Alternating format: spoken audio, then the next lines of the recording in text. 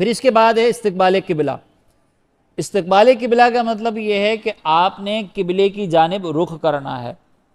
अब बाज़ औक़ात ऐसा होता है कि हम नमाज़ पढ़ रहे होते हैं तो नमाज़ पढ़ते हुए हमें पता ही नहीं चलता कि किबला किस तरफ है। जैसे आप किसी ऐसी जगह पर मौजूद हैं कि जहाँ पे कोई किबले का बताने वाला नहीं है, तो वहाँ पर अब आपने अंदाज़ा करना है कि मैं जिस जानिब नमाज अदा कर रहा हूँ क्या वो वाकई किबला है या नहीं।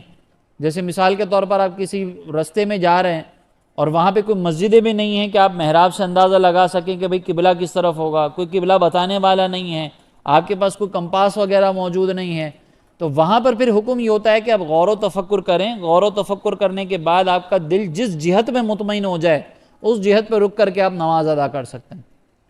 तो पहली शर्त क्या है कि पहले आपने ये मालूम करना है कि किबला किस तरफ है।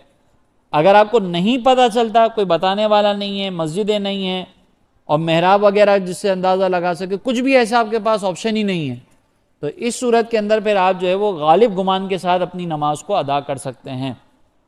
तो ये इस्तकबाल किबला। अच्छा, बाज़ औक़ात ऐसा होता है कि नमाज हम किसी के घर पर जाकर पढ़ रहे होते हैं तो किबला रुख जो है वो थोड़ा सा टेढ़ा होता है, हमारा मुसल्ला जो है वो इस तरह हो जाता है, बाज़ औक़ात सीधा हो जाता है और रुख जो है वो थोड़ा सा टेढ़ा होता है।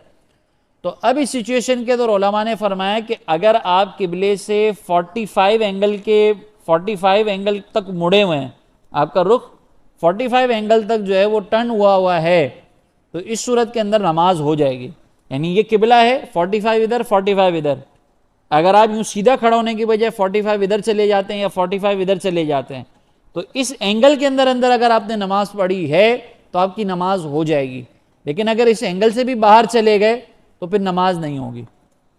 तो ये इस्तकबाल किबला हो गया।